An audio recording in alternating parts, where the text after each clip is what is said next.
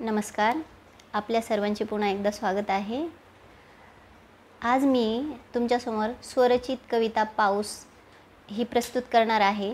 ह्या कवितेमध्ये पाऊस पडण्या अगोदर धरणीचे रूप कसे असते, मग नंतर त्याच्यामध्ये कसे बदल होत जातात याचं वर्णन केलेलं आहे.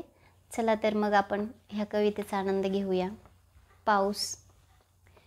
निळ्या आभाळाच्या खाली काय तापली ही भूमी, वाट पाहते कुणाची पातळ पिवळने सुनी.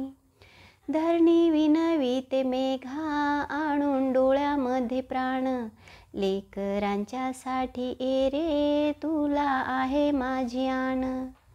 डोळे लावून वाटेला ओठ सुकली केव्हाचे, येना आता मेघराजा अंग माझे हळदीचे. लवता डोळ्याचे पापण गेले चांदणे झाकून, काळ्या रंगाला भिवून बसला चंद्रमा लपून.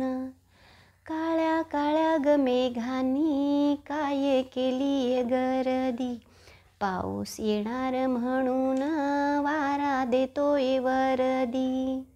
झोपेतून ग उठून झाडे डोलाया लागली, मेघ उतरले खाली मोर बोलाया लागली.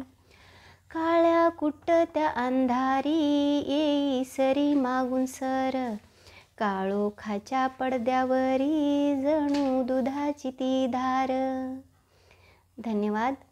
तुम्हाला जर ही कविता आवडली असेल तर ह्या व्हिडिओला लाईक आणि शेअर नक्की करा, आणि तुम्ही जर नवीन असाल तर ह्या चॅनलला सबस्क्राईब करा आणि नोटिफिकेशन बेल आयकॉनवर प्रेस करा, जेणेकरून पुढील कविता लवकरात लवकर तुमच्यापर्यंत पोहोचतील.